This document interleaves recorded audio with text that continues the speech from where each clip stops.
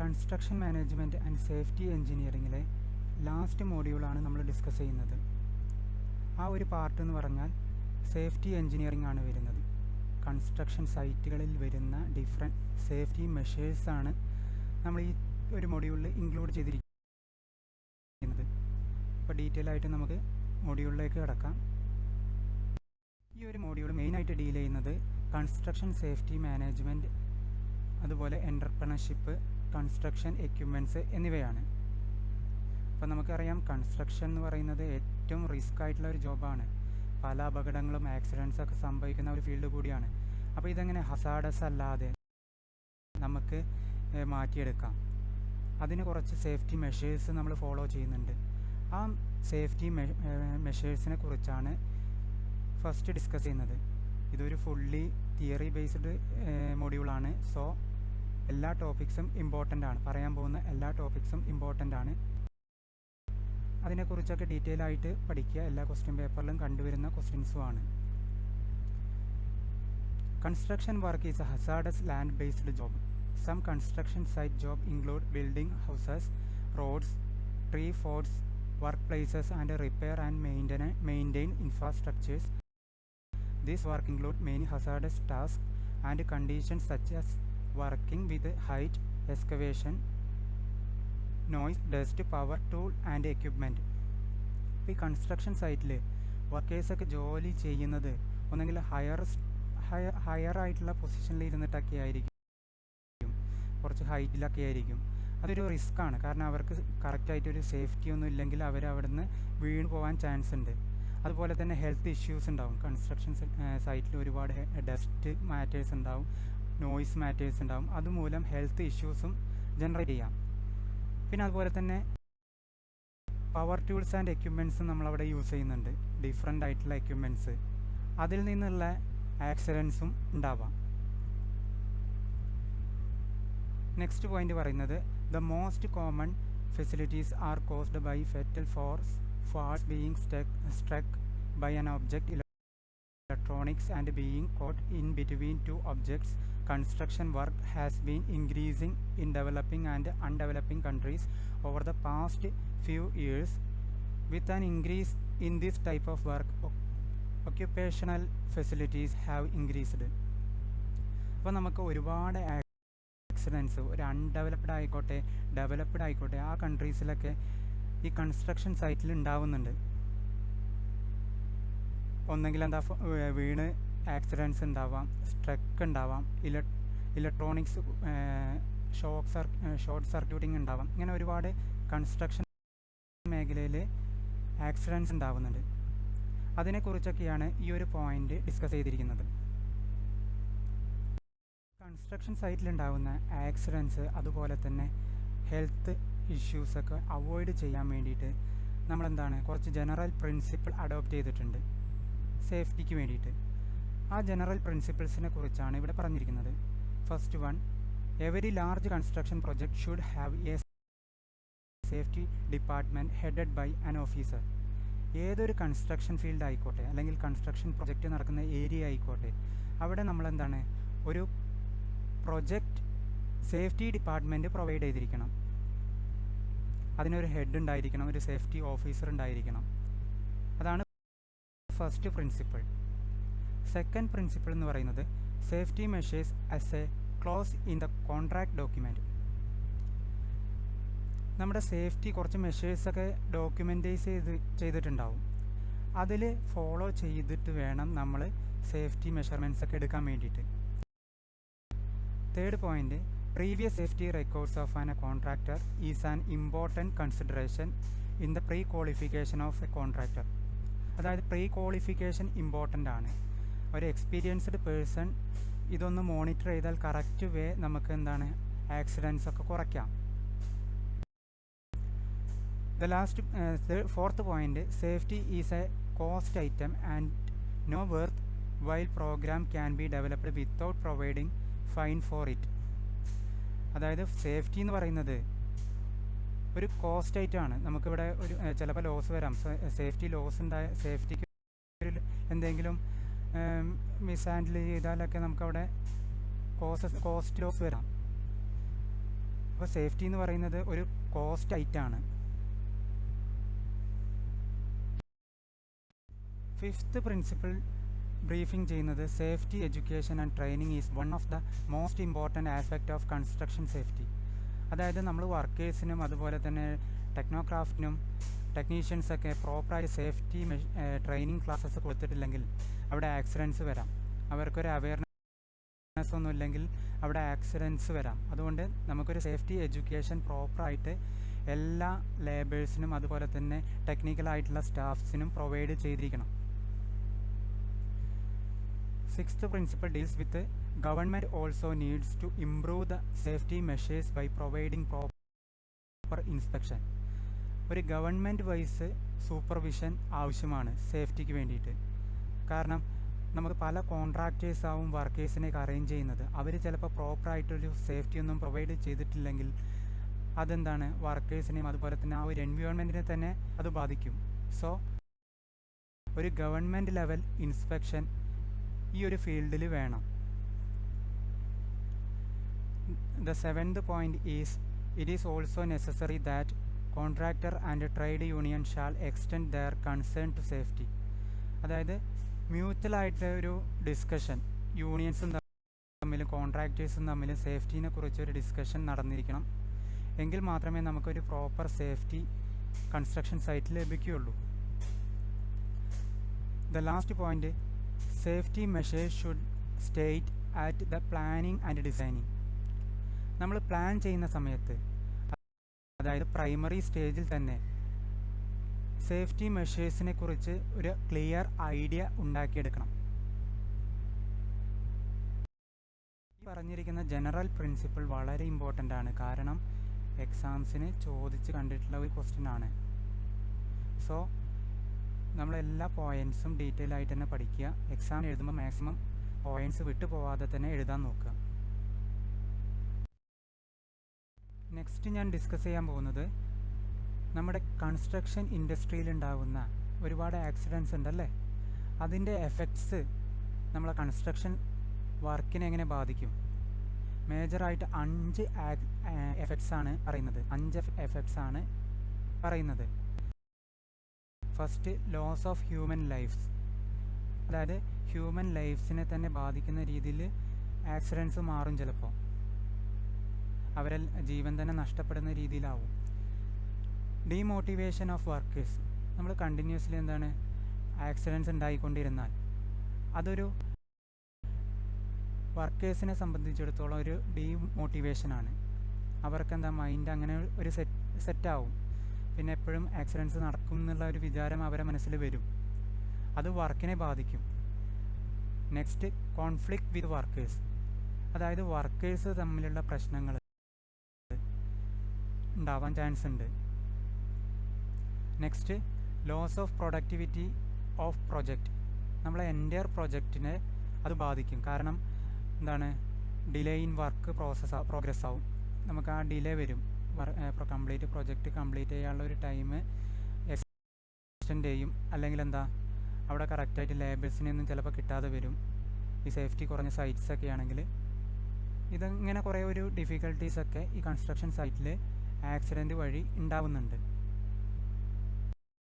Next topic is deal with safety measures of construction site. എന്തൊക്കെ safety മെഷേഴ്സാണ് ഒരു construction സൈറ്റിൽ നിർബന്ധമായും എടുത്തിരിക്കേണ്ടത്, അതിനെക്കുറിച്ചാണ് പറയുന്നത്. ലിസ്റ്റ് ഔട്ട് ചെയ്തിരിക്കുകയാണ്. First one, provide safety training programs. നേരത്തെ പറഞ്ഞു, ഇപ്പോൾ വർക്കേഴ്സിനായാലും ടെക്നീഷ്യൻസിനായാലും എല്ലാവർക്കും നമ്മളെന്താണ് ഒരു സേഫ്റ്റി ട്രെയിനിങ് പ്രോഗ്രാം കണ്ടക്ട് ചെയ്യണം. നമ്മൾ വർക്ക് സ്റ്റാർട്ട് ചെയ്യുന്നതിന് മുന്നേ തന്നെ പ്രോഗ്രാംസൊക്കെ കണ്ടക്ട് ചെയ്യണം. Second, ensure electrical safety. ഒരുപാട് ഇലക്ട്രിക്കൽ ഫിറ്റിങ്സൊക്കെ കൺസ്ട്രക്ഷൻ സൈറ്റിൽ വരുന്നുണ്ട്. അതിൻ്റെയൊക്കെ സേഫ്റ്റി കറക്റ്റായിട്ട് എൻഷുർ ചെയ്തിരിക്കണം. Third one, implement strict security and safety protocols. എല്ലാ സേഫ്റ്റി പ്രോട്ടോകോൾസും അനുസരിച്ചായിരിക്കണം വർക്ക് കണ്ടിന്യൂ ചെയ്യേണ്ടത്. Next, have A safe work assessment process in place. ഒരു കറക്റ്റ് അസസ്മെൻറ്റ് വേണം. നമ്മൾ പറഞ്ഞു ഒരു സേഫ്റ്റി ഓഫീസറെ നിയോഗിക്കുന്നുണ്ട്. ഈ ഒരു പർട്ടിക്കുലർ സെക്ഷൻ കൈകാര്യം ചെയ്യാൻ വേണ്ടിയിട്ട് ഒരു സേഫ്റ്റി ഓഫീസർ ഉണ്ട്. അയാൾ കറക്റ്റായിട്ട് മോണിറ്റർ ചെയ്തിരിക്കണം. ഈ സേഫ്റ്റി വർക്ക് കറക്റ്റ് വേ അല്ലേ പോകുന്നത്, സേഫ്റ്റി ലേബേഴ്സിൻ്റെ സേഫ്റ്റിയൊക്കെ കറക്റ്റ് അല്ലേ എന്ന് മോണിറ്റർ ചെയ്യണം. Fifth, make sure chemical storage safety requirement and strictly followed. ചില കേസസിൽ കൺസ്ട്രക്ഷൻ സൈറ്റിൽ കെമിക്കൽസൊക്കെ സ്റ്റോർ ചെയ്തിട്ടുണ്ടാവും. അതിൻ്റെ സേഫ്റ്റി ലേബേഴ്സിന് അതുമൂലം ഹസാഡസ് ആയിട്ടോ ഒരു കാര്യവും നടക്കരുത്. ആ കാര്യങ്ങൾ കറക്റ്റായിട്ട് ഈ സേഫ്റ്റി ഓഫീസർ എൻഷുർ ചെയ്തിരിക്കണം. Next, display signage clearly at the construction site. Plan and prepare for adverse environmental condition. ഒരു ബെറ്റർ പ്ലാനിങ്, നേരത്തെ പറഞ്ഞു, ഒരു ബെറ്റർ പ്ലാനിങ് വേണം സേഫ്റ്റീൻ്റെ കാര്യത്തിൽ. Next one, provide personal protective equipment.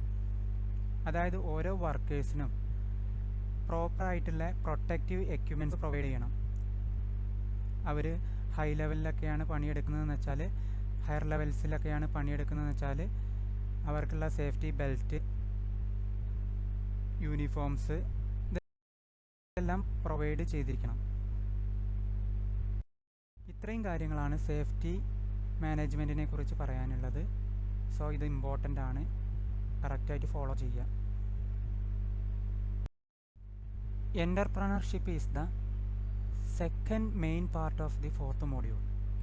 So we discuss this part about entrepreneurship. What is entrepreneurship? എന്താണ് ഒരു entrepreneur എന്നൊക്കെ പറഞ്ഞാൽ എന്താ? Entrepreneurship refers to the concept of developing and managing a business venture in order to gain profit by taking several risks in the corporate world. Simply, entrepreneurship is the willingness to start a new business.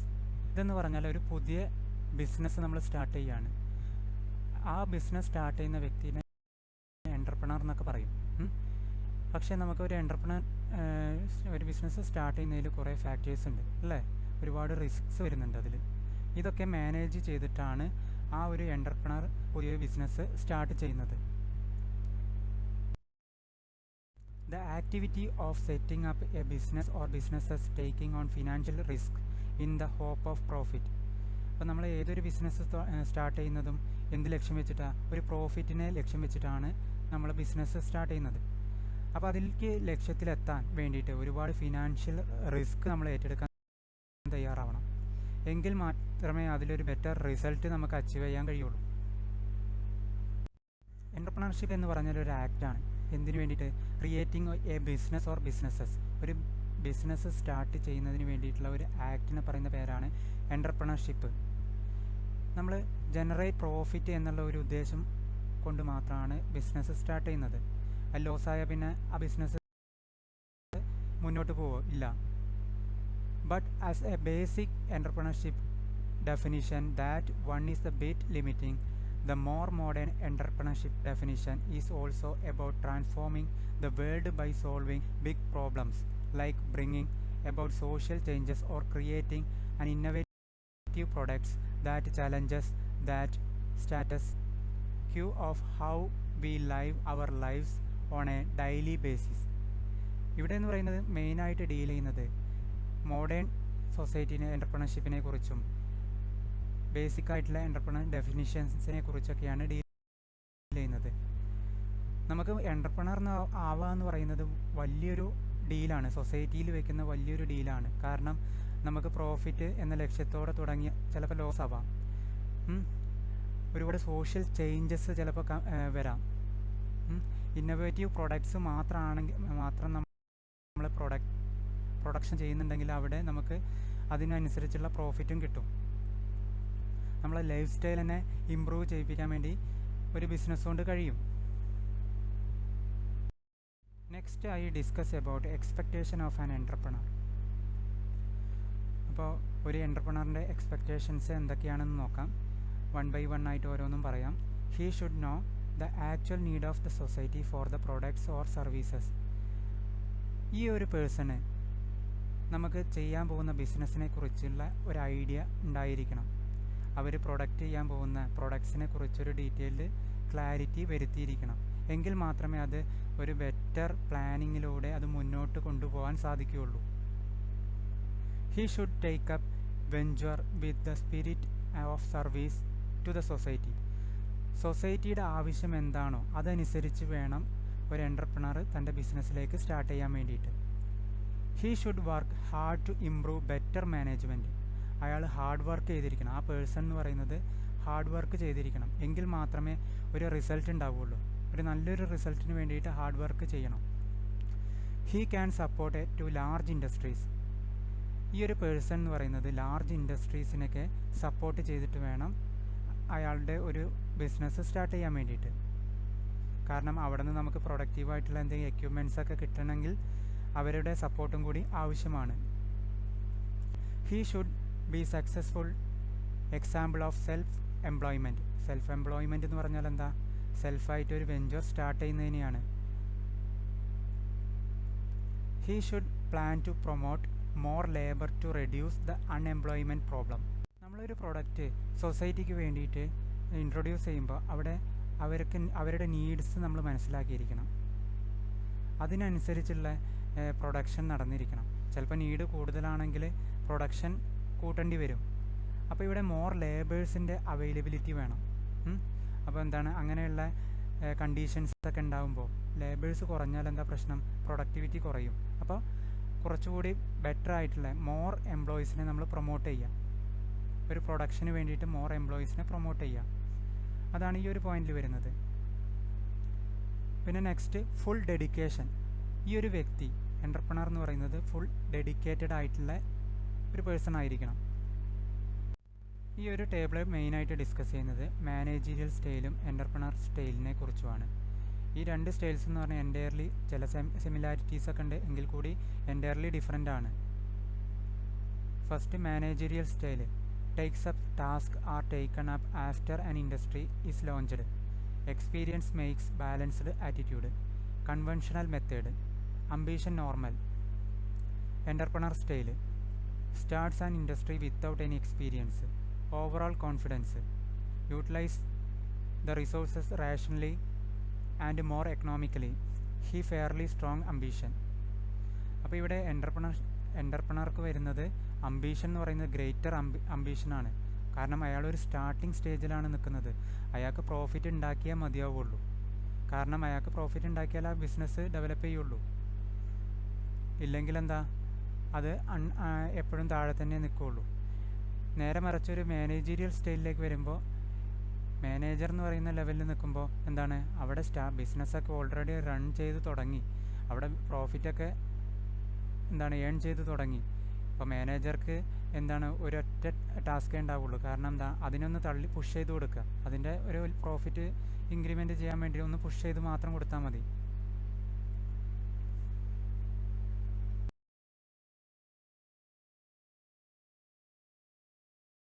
ഒരു എൻ്റർപ്രണർഷിപ്പിൻ്റെ promoting ചെയ്യാൻ വേണ്ടിയിട്ട് ഏതൊക്കെ ഫാക്ടേഴ്സാണ് നമ്മൾ consider ചെയ്യുന്നതെന്ന് നോക്കാം. First one, a strong desire for independent and ability to stand alone.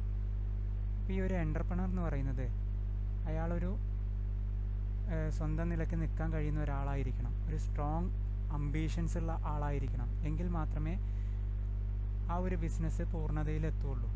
ഇല്ലെങ്കിൽ എന്താ, ആ ബിസിനസ് ഡള്ളായി മാറും, ലോസ് വരും, പൂട്ടിപ്പോവും, അല്ലേ? അപ്പോൾ ഒരു സ്ട്രോങ് ഡിസയറുള്ള ഒരു വ്യക്തി ആയിരിക്കണം ഒരു എൻ്റർപ്രണർ എന്ന് പറയുന്നത്. Next, derive an energy in organising ability.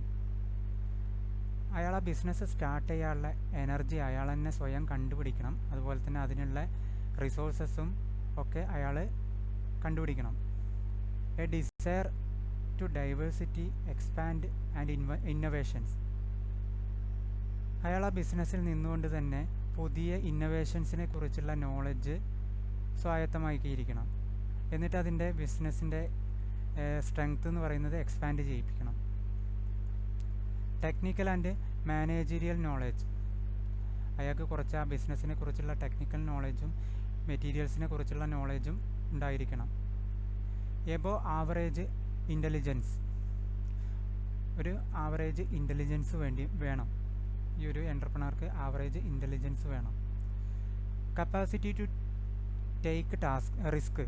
Capacity to take risk. ഏതൊരു റിസ്ക് ഉണ്ടെങ്കിലും അത് ഏറ്റെടുക്കാൻ തയ്യാറായിരിക്കണം.